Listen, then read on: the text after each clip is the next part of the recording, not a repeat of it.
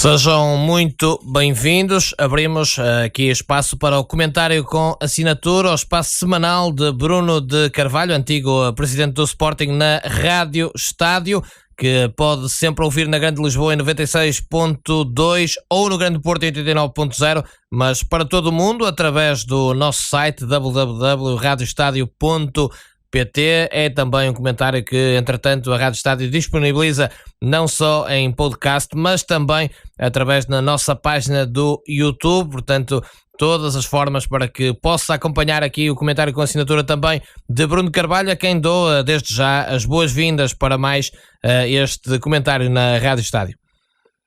Boa tarde, Remo. Boa tarde a todos os nossos ouvintes, e acho que vamos avançar para mais um grande programa, e isso é muito importante.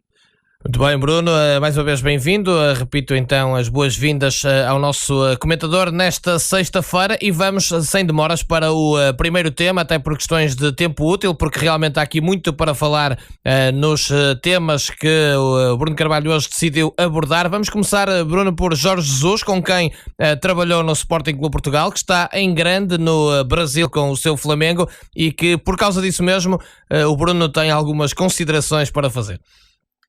Pronto, em primeiro lugar, só dirigir-me àqueles que nos estão a ouvir e dizer que fizemos aqui uma alteração de temas.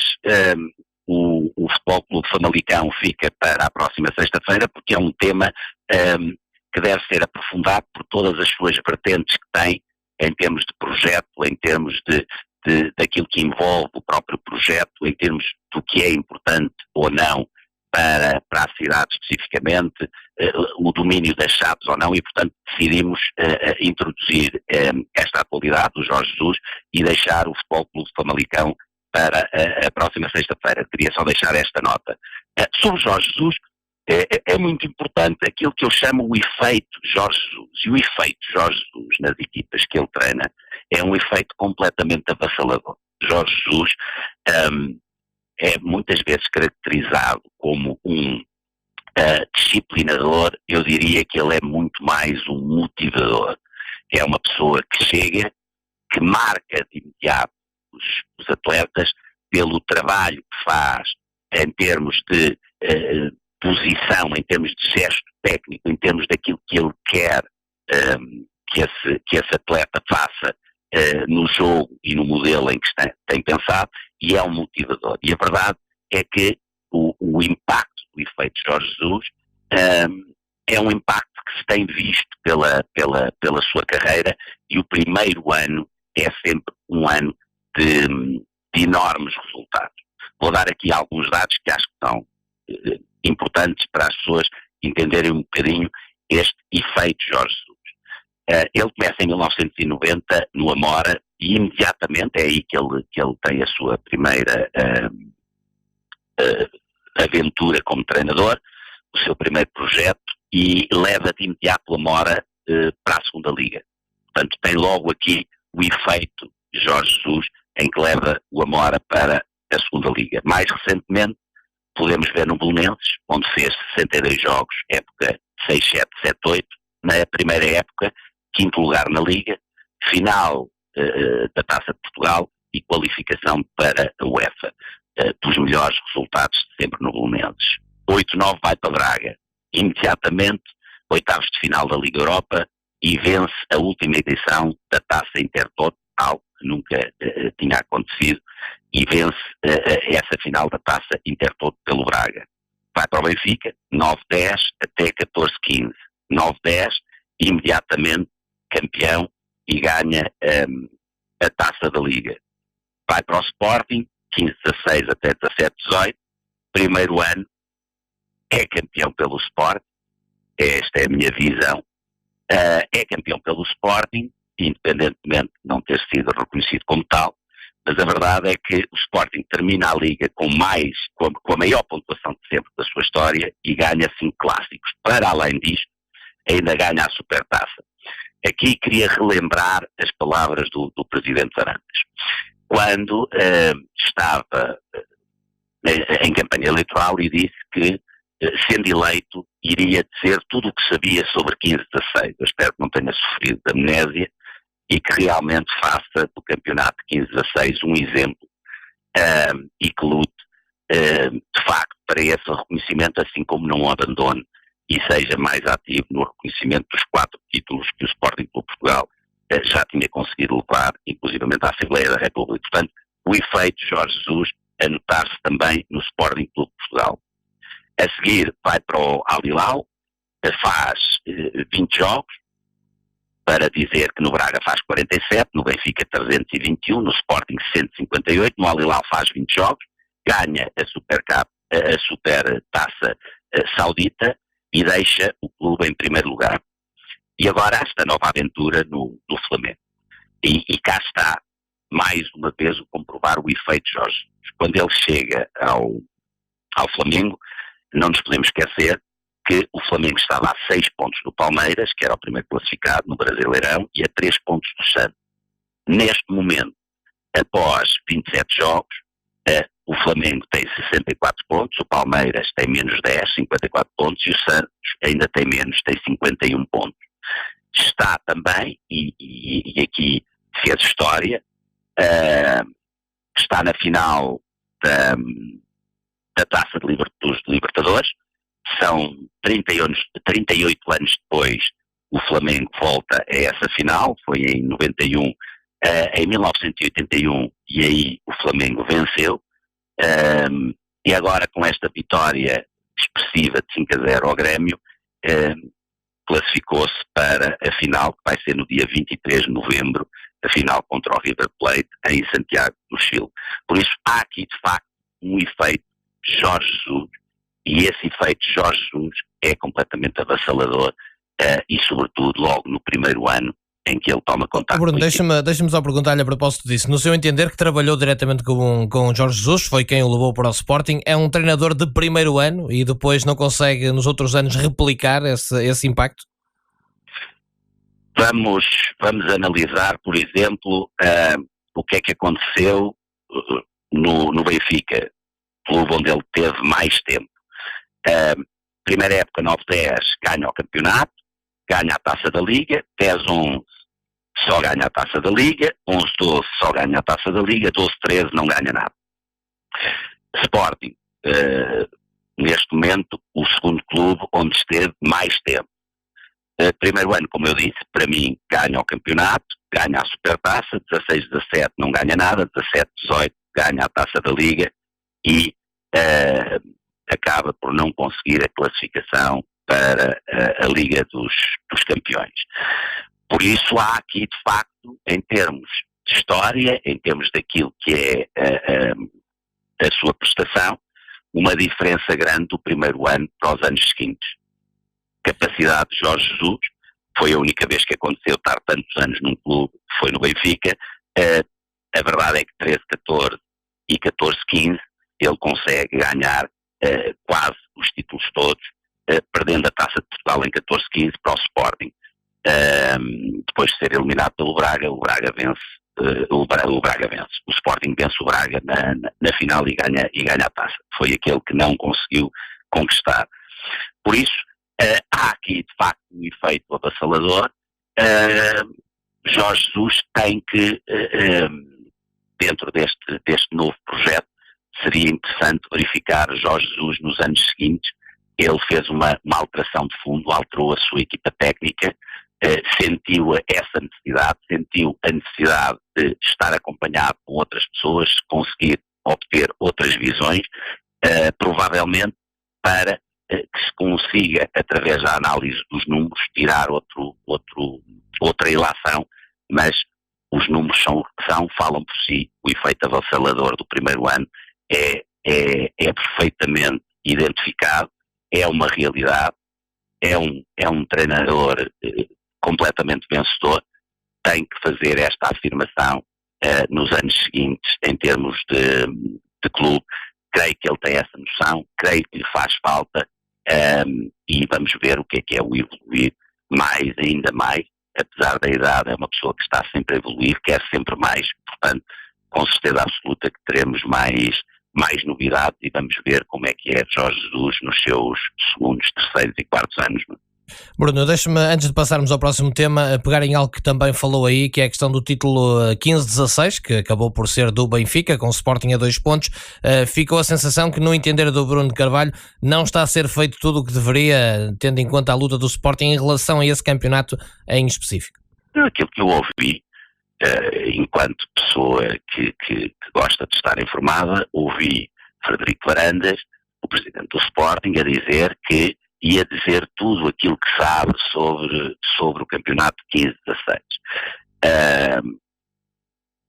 Era importante, porque neste momento é a função dele, é presidente do Sporting, que não esquecesse aquilo que prometeu aos sportinguistas e que o fizesse de forma veemente. Porque é assim, é uma das características do Sporting, é a luta pela verdade desportiva, é a luta por aquilo que tem direito, e eu penso que tem andado um bocadinho esquecido desta promessa, e serve aqui, na medida do possível, este alerta. Era importante que começasse a cumprir aquilo que foram as suas promessas. Isto foi uma das promessas mais importantes, porque os sportinguistas gostam de ver reconhecido aquilo que é o trabalho do seu clube e aquilo que são os títulos do seu clube. Continuo a relembrar, 15-16 é um exemplo, mas os 4 títulos do Sporting, muito legitimamente, pede, cujo assunto já estava na Assembleia da República, também não deve ser esquecido, porque já percebemos que se não for o Sporting, as pessoas facilmente esquecem. Que não seja o presidente do Sporting a esquecer, porque se já conseguimos levar o assunto à Assembleia da República, que não seja esquecido, e que lutemos pela nossa história, que lutemos por aquilo que é a verdade e a reposição da verdade. Bruno, não restam dúvidas, só numa penada, em 2015-2016, no seu entender, o campeão devia ter sido o Sporting. Ou foi o Sporting? É o tal efeito Jorge Jesus. De facto, ele consegue resultados magníficos e consegue essa proeza que não é reconhecida, como disse, e bem, aquilo que está para a história é que foi o Benfica que conquistou o título. Acho que Frederico Varandas devia cumprir aquilo que prometeu aos sportinguistas. Muito bem, Bruno, vamos avançar. Algo que nós aqui na Rádio Estádio recebemos de muitos e-mails, e nomeadamente do Bruno, através do seu e-mail que disponibiliza a todos, brunodecarvalho@radioestadio.pt, foi que muitos pedidos para que comentasse a atual situação da quebra do protocolo do Sporting, através da direção do clube e também da administração da SAD, com os seus grupos organizados de adeptos, e portanto pedi-lhe um comentário a isso, sabendo também que quer aqui também avançar com uma cronologia de alguns factos. Sim, eu acho que é importante nós olharmos para estes assuntos e tentarmos ao máximo perceber as coisas, não comentar apenas por comentar, tentar perceber as coisas. E quando houve esta quebra, a primeira coisa que se fala logo é a invasão a Alcochete. Logo, não há comentador, não há absolutamente ninguém que não vá logo à temática invasão de Alcochete.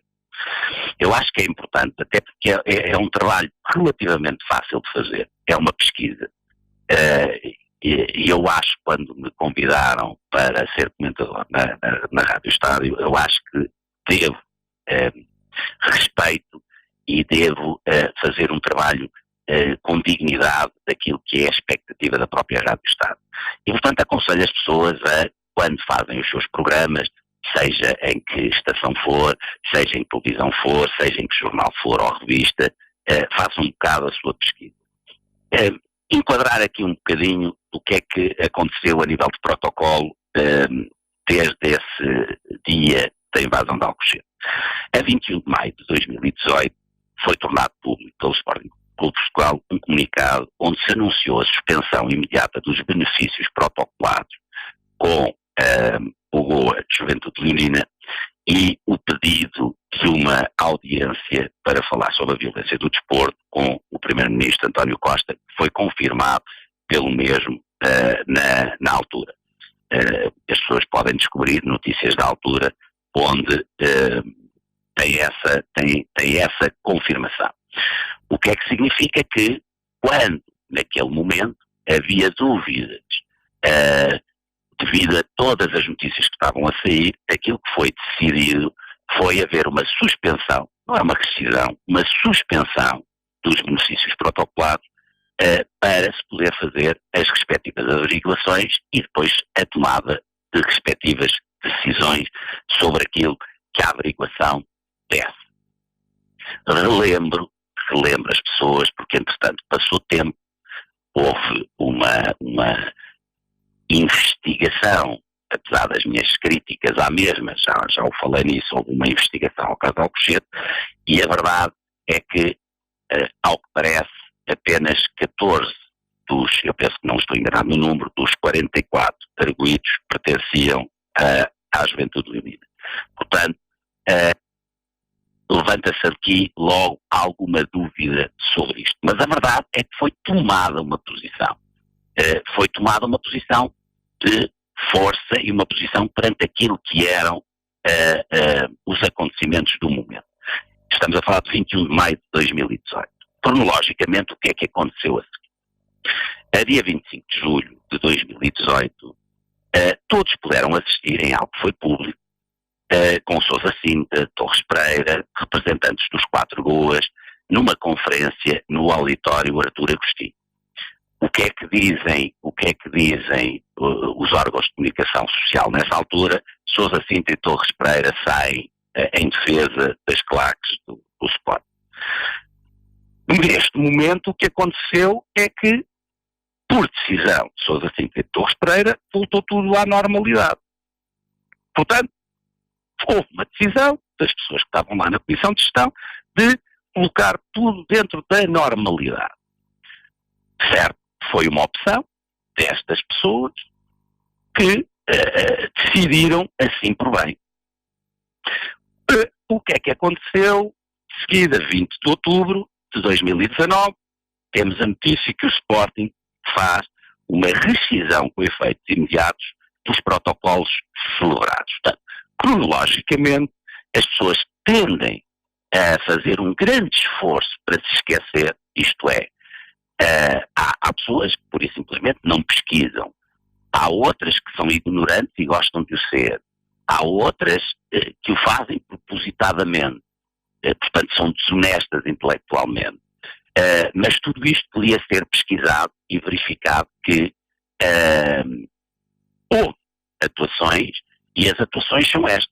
Houve uma suspensão para a averiguação, a seguir não deu para fazer averiguação nenhuma, porque toda a gente sabe o que é que aconteceu no Sporting Clube de Portugal.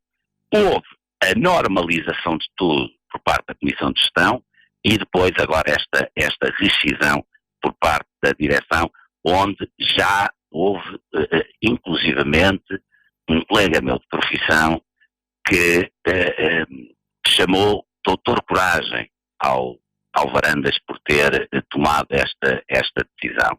Acho que é um belíssimo epíteto, podia ser um nome bonito para um filme, mas realmente nós não vivemos um filme, vivemos realidade. Eu acho que as pessoas deviam se concentrar um bocadinho com a realidade, em vez de fazer estes comentários folclóricos que não têm absolutamente interesse nenhum. Portanto, cronologicamente, esta foi a situação e foi o que sucedeu a nível de protocolos com os GOAs do Sporting Clube de Portugal. Pois há aqui a questão do enquadramento legal também, não é, Bruno? Que é preciso... Certo. Nós temos tudo isto para se perceber o que é que se está a passar. Tem um enquadramento pessoal, pessoas, e tem um enquadramento jurídico.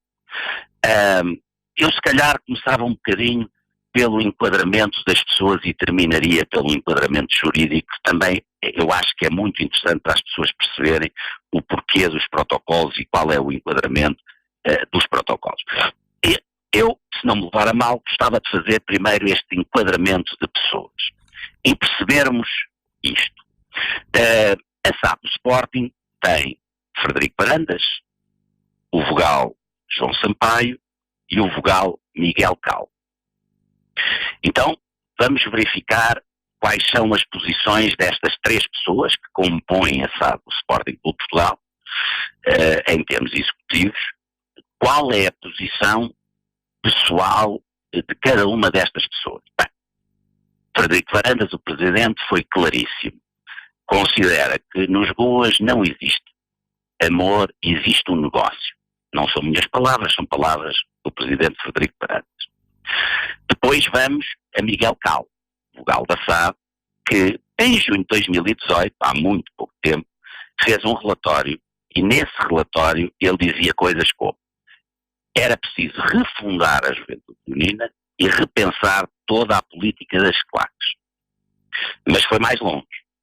Disse que era contra o existir espaços dos Goas no estádio e também disse que os lugares que estavam atribuídos à juventude leonina deviam ser retirados e dados a escolas e jovens com menos de 18 anos de bairros carenciados.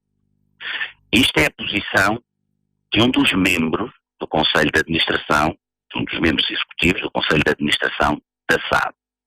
É uma posição altamente radical, é uma posição de confronto logo ideológico e filosófico naquilo que é os Goas, o seu papel ou não na vida dos clubes e das SADs. Depois temos, por último, João Sampaio. Portanto, já vimos o papel do presidente, o vogal Miguel Cal. João Sampaio. Qual é que é a verdadeira questão de João Sampaio? A questão de João Sampaio vem de 31 de janeiro de 2013. Relembra as pessoas que a 31 de janeiro de 2013, no estádio, no auditório Artur Agostinho, João Sampaio e a restante mesa na altura, onde estava o seu pai, Daniel Sampaio, a restante mesa, houve uma série de insultos e aquele episódio com ovos, foram atacados com ovos. As pessoas foram identificadas e foram expulsas do estádio. Mas isto teve o seu desenvolvimento. E qual foi o desenvolvimento? Portanto, na continuação daquilo que era a direção do Coutinho Lopes, não fizeram nada. Portanto, Daniel Sampaio e João Sampaio nada fizeram para que o processo disciplinar colocado às pessoas que foram identificadas e eram sócios, não fizeram qualquer esforço para que esse processo tivesse um fim. Quando entrou a nova direção, portanto, quando sai do Coutinho Lopes e entra a nova direção, na altura liderada por mim, houve uma pressão desmesurada por parte de Daniel Sampaio e de João Sampaio para que se tomassem medidas e para que as pessoas fossem expulsas do Sporting Clube de Portugal. Foi uma pressão muito grande que fizeram ao então Presidente do Conselho Fiscal, Bacelar Gouveia, que várias vezes me confidenciou que estava um bocado desgastado, com tanta pressão, com tanta obsessão sobre aquele caso. E a verdade é que tomaram uma decisão. O Conselho Fiscal e Disciplinar tomou uma decisão. E a decisão não foi de acordo com aquilo que queriam. Em vez de expulsão, o que aconteceu foi a suspensão por um ano por parte daqueles que identificados eram sócios do Sporting Clube de Portugal. Daniel Sampaio aceitou, João Sampaio nunca aceitou esta situação. E a partir daí teve uma cruzada interna contra a juventude leonina, contra as claques, porque na sua visão elas não fazem sentido, as pessoas deviam ter sido expulsas e o clube vive muito melhor sem estes grupos de apoio e temos então uma visão pesada, mas que é a visão partilhada pelos 3 membros do Conselho de Administração. E portanto isto que aconteceu, na sua opinião, uma consequência disso tudo que acabou de descrever, não é? Destas questões também pessoais, digamos assim. Não há dúvida nenhuma, quer dizer, isto não há santos de um lado e diabos do outro. Todos os lados têm as suas partes de razões e as suas partes de absolutamente não razão nenhuma, mas o Sporting é pródigo nisto. É pródigo em faltas de memória, e por isso falei na cronologia, e é pródigo neste tipo de afirmações, sustentações e guerras pessoais que depois podem descambar em situações que depois os comentadores, como não se querem informar, como não lhes interessa informar, preferem entrar em chavões em vez de entrar na análise. Mas, infelizmente, isto não para. Porquê? Não é pura e simplesmente nos membros executivos do Conselho de Administração da SAD que isto para. Porque temos que olhar para outro conjunto de pessoas. E noutro conjunto de pessoas temos, por exemplo, a Miguel Afonso, que é neste momento vogal da direção do Sporting Clube de Portugal das modalidades, ficou agora famoso por diz que o seu carro foi apedrejado. Pedro Marques, que é um elemento da juventude leonina, é conhecido como Tantum, e que neste momento, é o que me dizem, para surpresa de várias pessoas, passou a ser o atual speaker do pavilhão João Rocha. Estou a dizer aquilo que as informações que me chegam. E depois outro elemento da juventude leonina, que é Pedro Luciano Silveira, mais conhecido por Barbini. Também um membro da juventude leonina, da ala, conhecido por ser da ala dos casuais, a tal ala que a procuradora Cândida Vilar, porque isto tudo toca-se no Sporting, que a procuradora Cândida Vilar aos gritos falava no tribunal, a tal ala do Sporting, dos casuais, e não nos podemos esquecer que Pedro Luciano Silveira, conhecido como Barbini, foi candidato no Conselho Diretivo Frederico Barandas para o pelouro dos sócios. Depois, toda a gente se lembra, na altura, que saiu uma gravação onde ele disse várias coisas, como por exemplo que Barandas, no dia em que ele me descartar, é o dia em que ele cai, e mais, se um de vocês me dissesse aquilo que eu já vos disse a vocês, que é, não vou dizer esta palavra, o que é que ainda não perceberam, que eu tenho voto na matéria, que ninguém me vai descartar e que quando a gente lá chegar acima vou ser um gajo do Conselho Diretivo, braço direito do Barandas. O que é que ainda não perceberam? É preciso fazer-vos não vou repetir, de um desenho. O que é que vocês não entendem? Que o homem me ouve a toda a hora, que o homem quer que eu esteja sempre ao lado dele, que o homem me quer dentro do Sporting para comandar o Sporting. O que é que não percebem? Não percebem, vão ter que entender. O que é que depois esta gravação foi tornada pública e ele foi afastado da lista. O que é que estas três pessoas têm?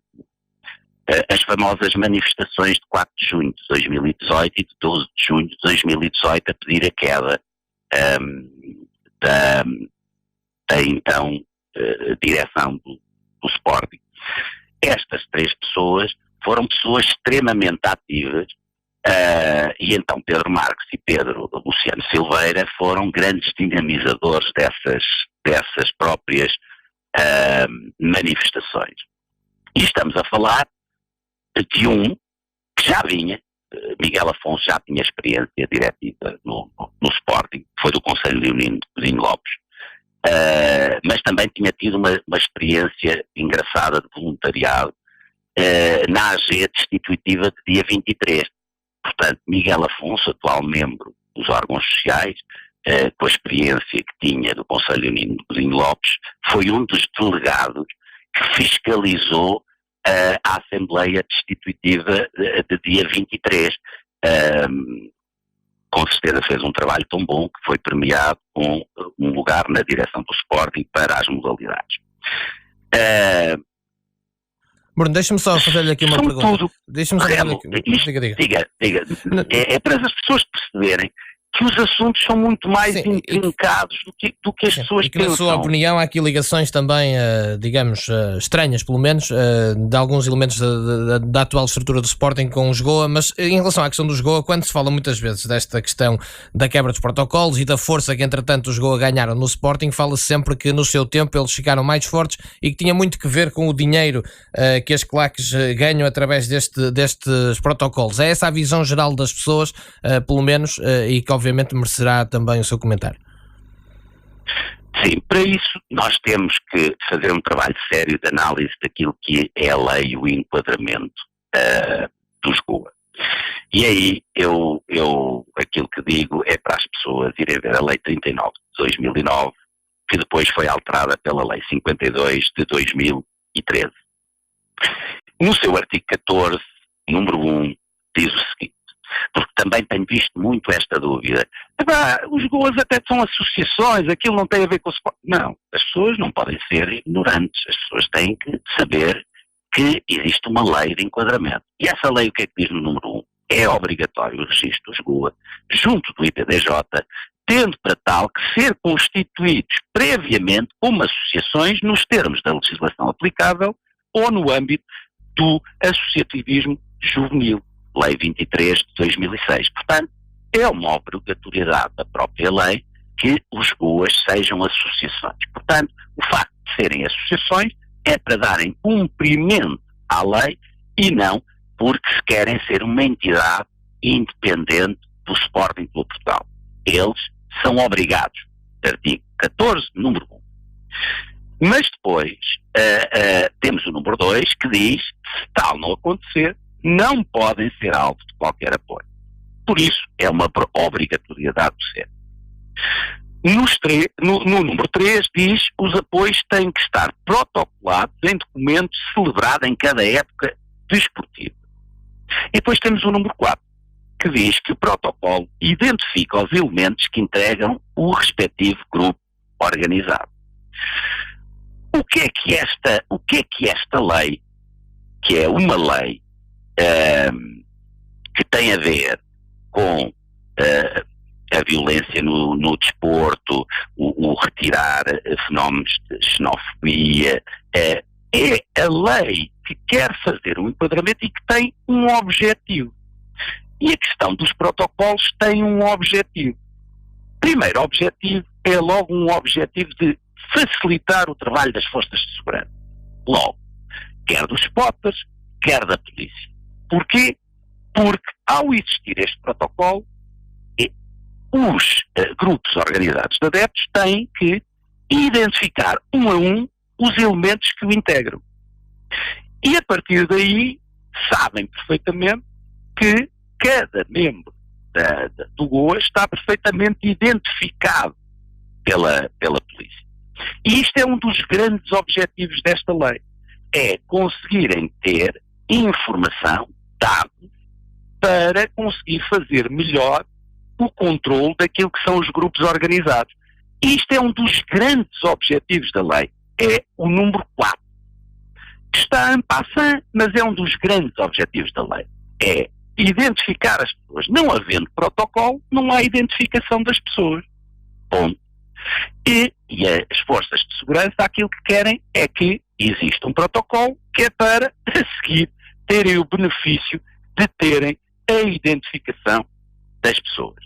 Mas o protocolo não é importante só por isso, porque toda a gente, que é mais fácil, fala do dinheiro que as claques recebem. Bem,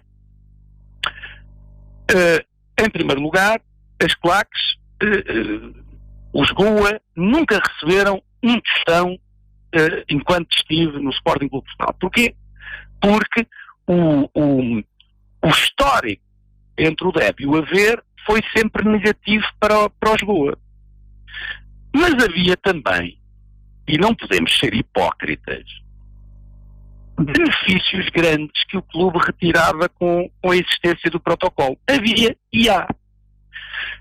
Porque, se por um lado há um apoio àquela associação com a oferta de bilhetes que foram extremamente reduzidos na altura dos meus mandatos, foram extremamente reduzidos, a verdade é que também há uma coisa absolutamente importante para o Sporting Clube Portugal, que foi a obrigatoriedade dos seus membros passarem a ser sócios do Sporting Clube Portugal.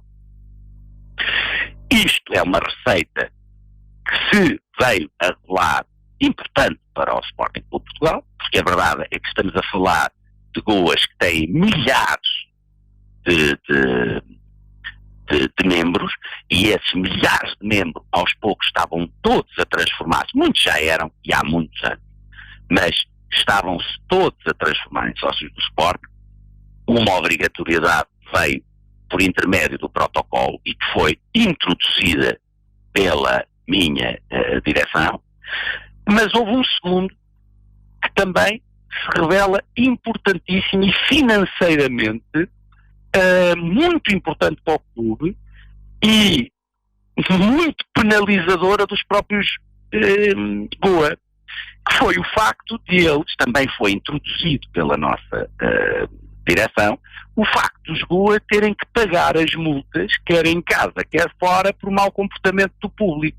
Se calhar as pessoas não têm noção do que é que isto reflete, mas isto pode refletir facilmente 100 mil a 200 mil euros ano. E não há um número fixo, porque as multas têm valores diferenciados, consoante é uma multa o primeiro ato, ou o segundo ou o terceiro, que as multas vão sendo ampliadas. Então, se falarmos das competições europeias, são valores absolutamente quase estratosféricos em termos daquilo que é o UEFA multa. E a verdade é que eles foram obrigados a fazer esse pagamento. Eu nunca fiz parte da contabilidade de nenhum grupo organizado, mas garantidamente que esta obrigatoriedade de passarem a ser membros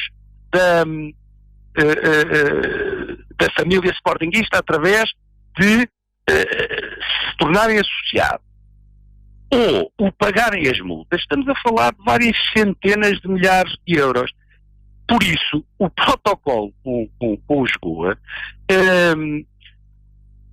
ao contrário daquilo que era uma evidência até entrar a direção por mim liderada, deixou de ser uma fonte de receita tão clara e passou a ser uma fonte de responsabilização muito forte e por isso se diz que as dívidas aumentaram exponencialmente.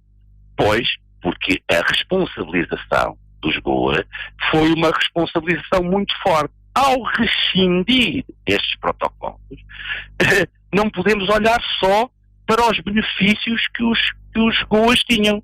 Tem que se olhar para tudo aquilo que o clube vai perder em termos da possibilidade de ser ressarcido, das multas de mau comportamento, da obrigatoriedade de tornarem os seus membros sócios e aquilo que as forças de segurança vão perder, que é o controle dos membros de cada Goa. Portanto, para si uma má decisão, sobre isso não restam dúvidas.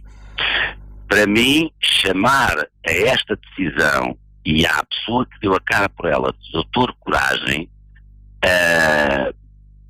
é um exercício de alguém desprovido de inteligência e de decência, porque o primeiro gesto que um presidente tem que fazer é analisar as consequências de todos os atos que comete e verificar os pós e contras de cada decisão.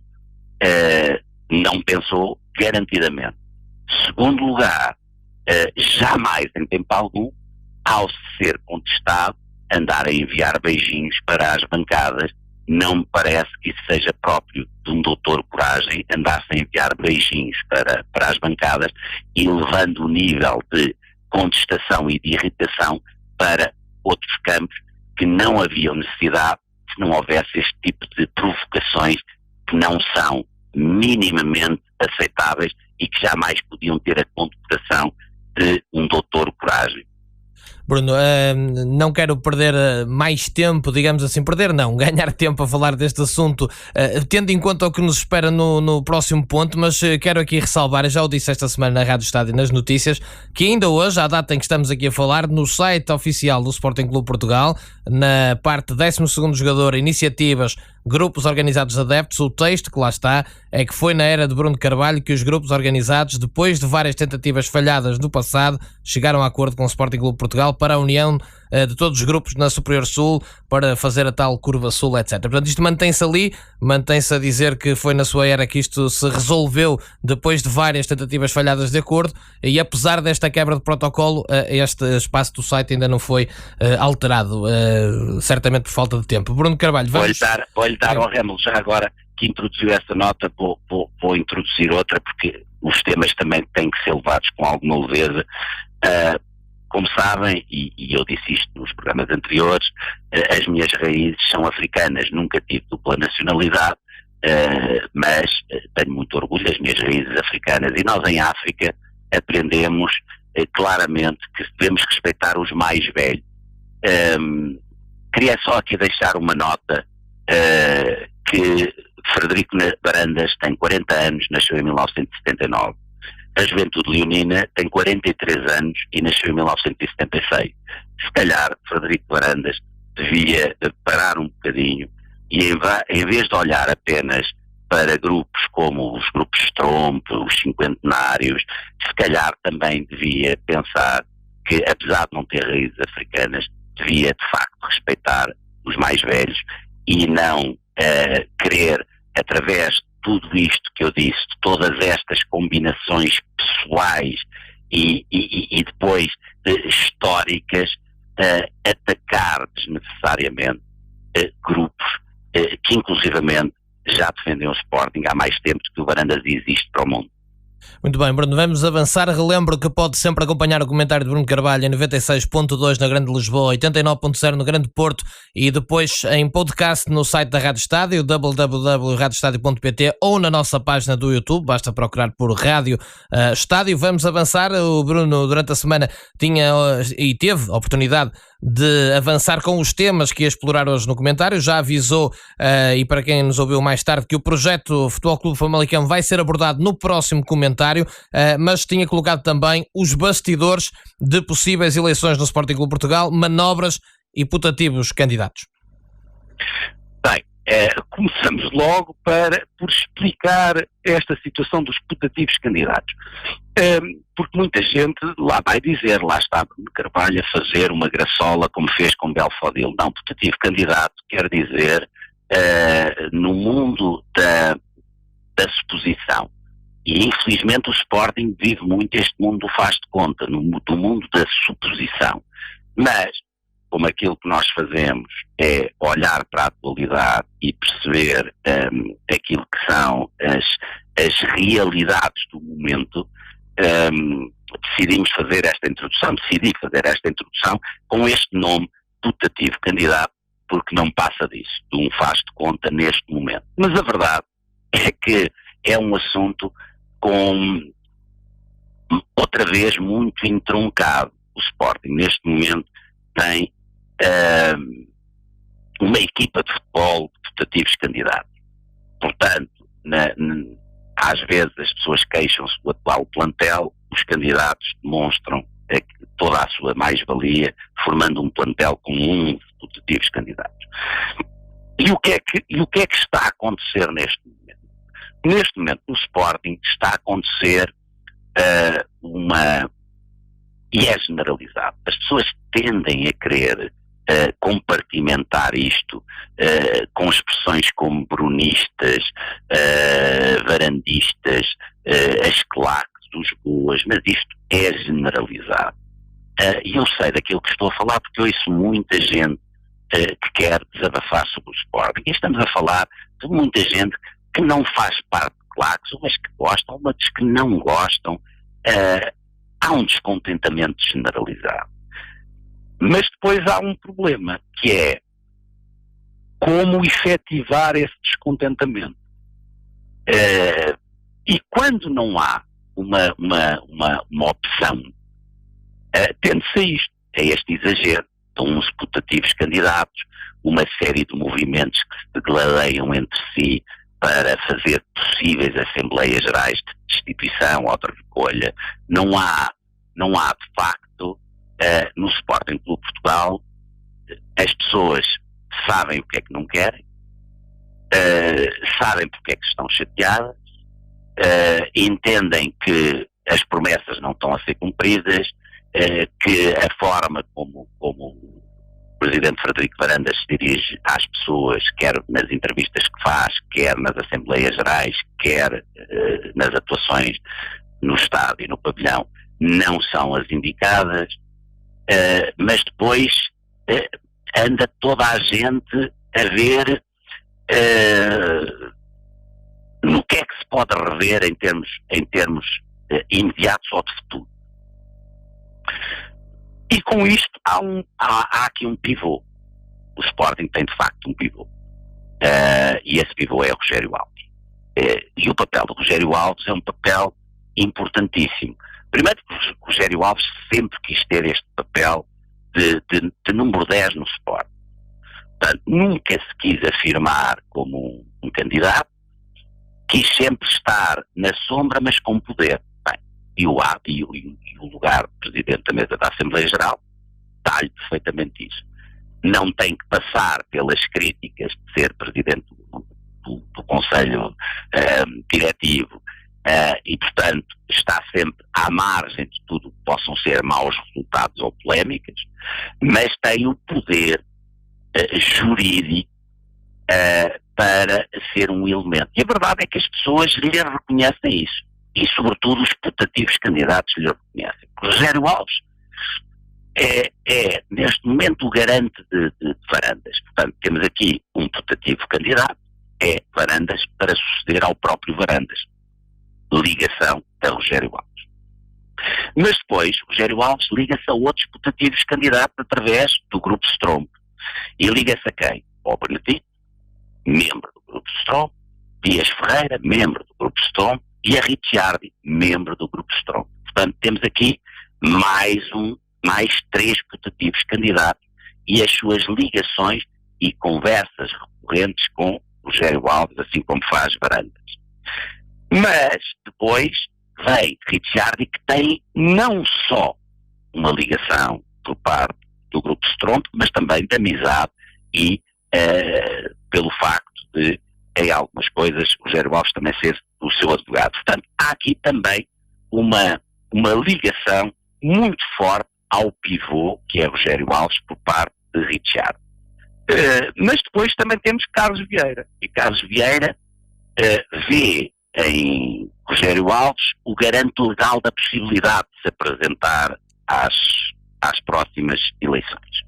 Portanto, temos aqui um pivô importantíssimo em tudo isto que são manobras que estão a existir, em tudo isto que são contactos constantes que estão a existir com Rogério Alves, e temos estes primeiros putativos candidatos que utilizam este pivô, quer em termos daquilo que é a gestão diária, quer daquilo que são as manobras para o futuro. O Bruno já foi contactado também, no meio destas manobras? Já vou falar sobre isso, mas primeiro só chegar aos 11, porque senão as pessoas dizem que eu não sei contar, e eu ainda sei contar. Portanto, depois aparece, peço desculpa, mas estamos não faz mal. Temos depois Benedito, que tem reuniões com Pedro Baltazar e Poiás Maduro. Mais 2 putativos candidatos. Um já foi e o outro quer ser. Portanto, Benedito tem reuniões com Pedro Baltazar e Poiás Maduro, mas isto é um bocado confuso porque estamos a falar de 3 putativos candidatos. Mas, por sua vez, Pedro Baltazar e Poiás Maduro também são pessoas próximas de Carlos Vieira. Portanto, estamos outra vez aqui com putativos candidatos em rotação. Mas, por sua vez, a possível candidatura de Carlos Vieira também fala com Inácio e Hélder Amaral. Portanto, já temos aqui Varandas, Benedito, Dias Ferreira, Ricciardi, Carlos Vieira, Pedro Baltazar, Poiás Maduro, Inácio e Hélder Amaral. Mas não fica por aqui. Depois temos Luís Filipe Menezes. Luís Filipe Menezes que tinha em círculos privados demonstrado a sua vontade de poder ser candidato ao Sport. Creio eu, pela intervenção que foi feita de resgates e elogios a Ricciardi, que não demonstra grande vontade, no caso de Ricciardi, avançar, e parece que Ricciardi já demonstrou através de alguns vídeos que têm sido bastante comentados essa vontade de ser candidato. Portanto, Luís Filipe Menezes é um putativo candidato, mas à espera de ver o que é que acontece com o Ricciardi. Por sua vez, Dias Ferreira está numa reflexão constante. Já fez várias tentativas de ser presidente, não esconde que é um dos seus grandes sonhos ser presidente do Sporting Clube de Portugal. As últimas eleições marcaram bastante Dias Ferreira, porque quando faz a conjugação com Carlos Vieira e a lista e a equipa de Carlos Vieira, e os resultados são maus, foram maus na altura, é alguém que está sempre numa profunda reflexão, com uma vontade fortíssima desde os tempos em que começou a ser mais ativo. Ainda o presidente era João Rocha, como nós sabemos, um grandíssimo presidente do Sporting Clube Portugal, e por isso, neste momento, é aquele que durante mais tempo teve no Sporting, foram 13 anos. Mas depois também existe outra figura, Tomás Frois. Quem é Tomás Frois?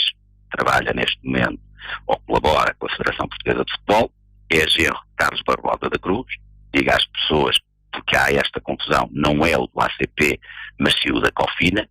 Portanto, Carlos Barbosa da Cruz é o da Cofina, e foi braço direito, Tomás Frois, de Pedro Baltazar nas eleições de 2001.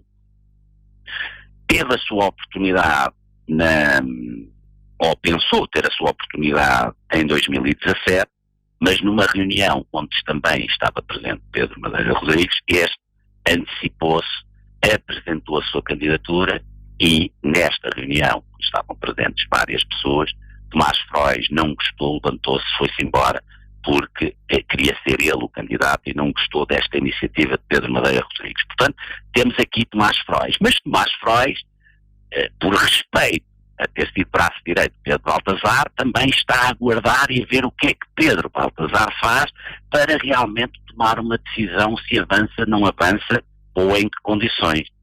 Pedro Madeira Rodrigues, outro putativo candidato, também está à espera, porque de repente, depois de umas eleições de 2017, onde ele chama Ricciardi de tudo, e que Ricciardi o coloca em tribunal, quase num gesto de milagre, passou a ser um dos seguidores mais fiéis de Ricciardi.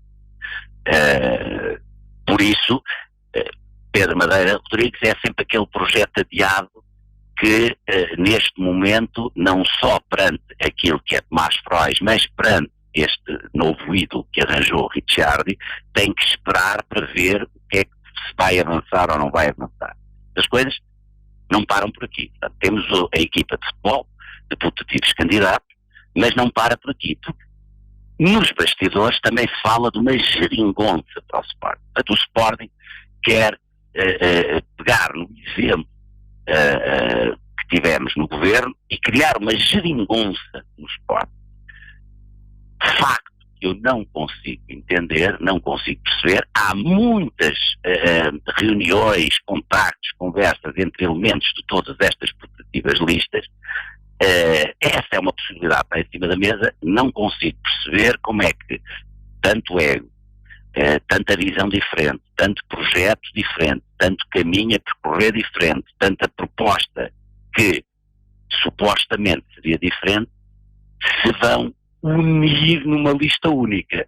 A única vez que eu vi isso acontecer, de uma série de putativos candidatos se unirem numa lista, foi em Godinho Lopes, e foi um desastre. Toda a gente reconhece dentro do Sporting Clube de Portugal. E depois, sim, vimos parar a uma coisa que é, de facto,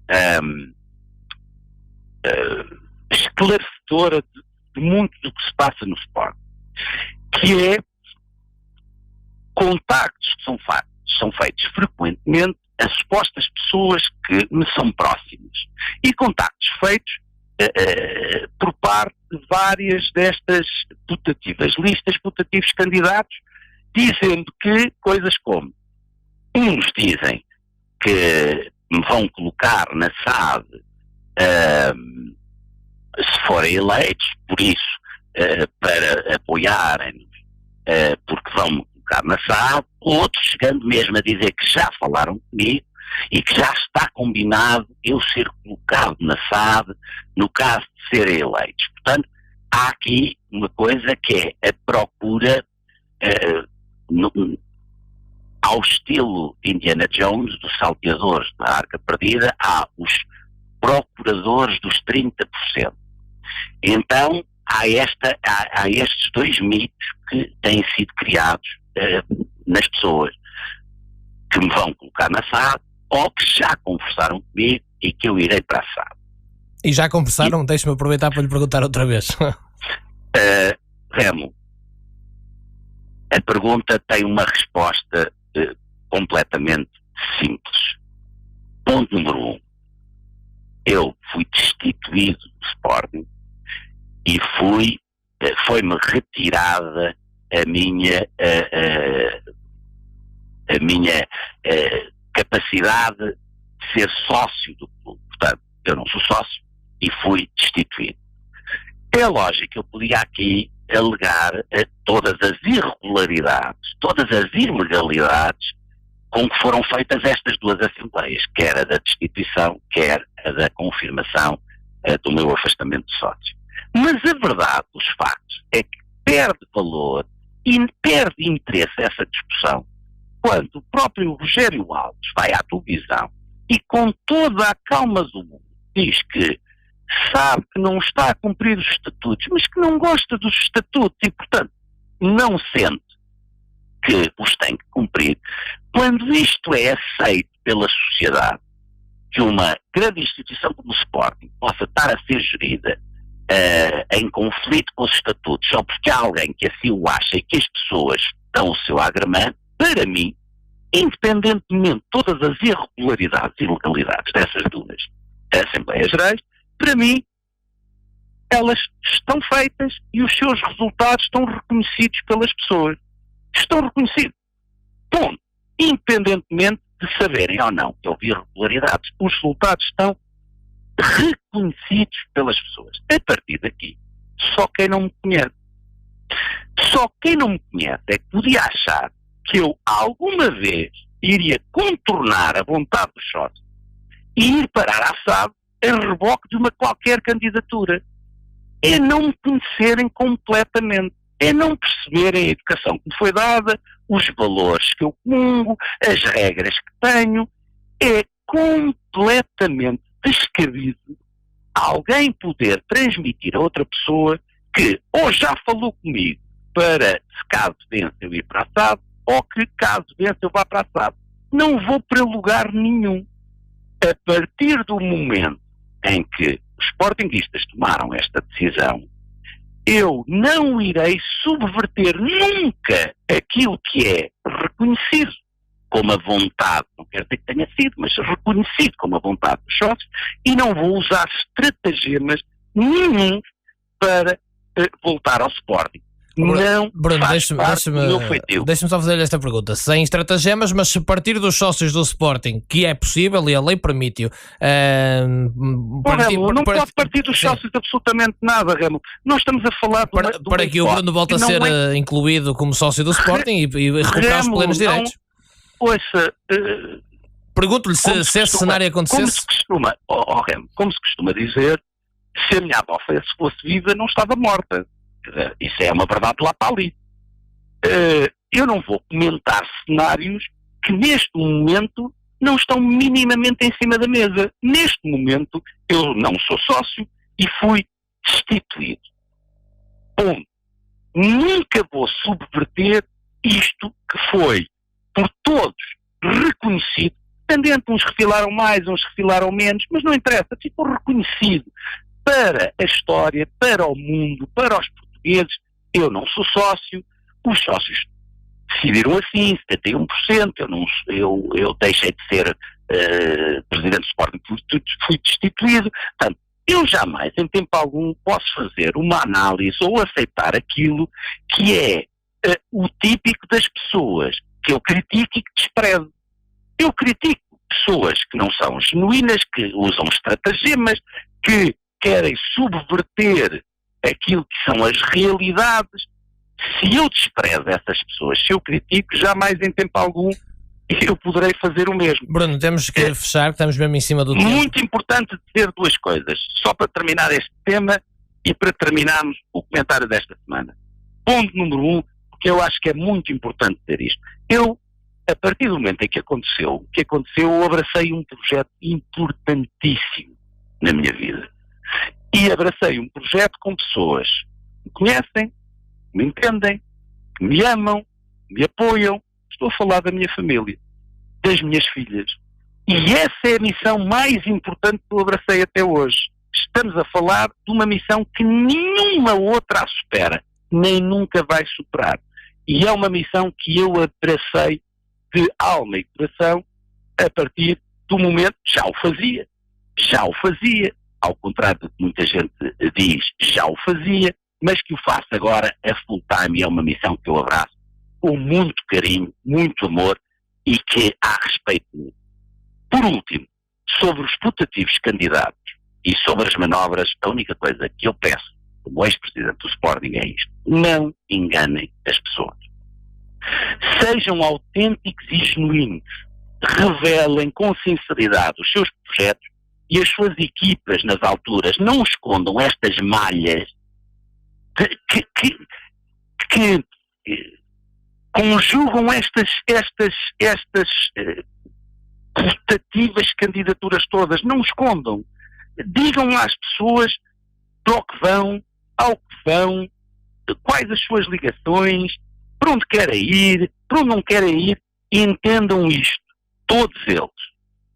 A mentira será sempre devastadora. E é devastadora para quem é enganado, mas também é devastadora para quem engana. E é isto que eu peço às pessoas.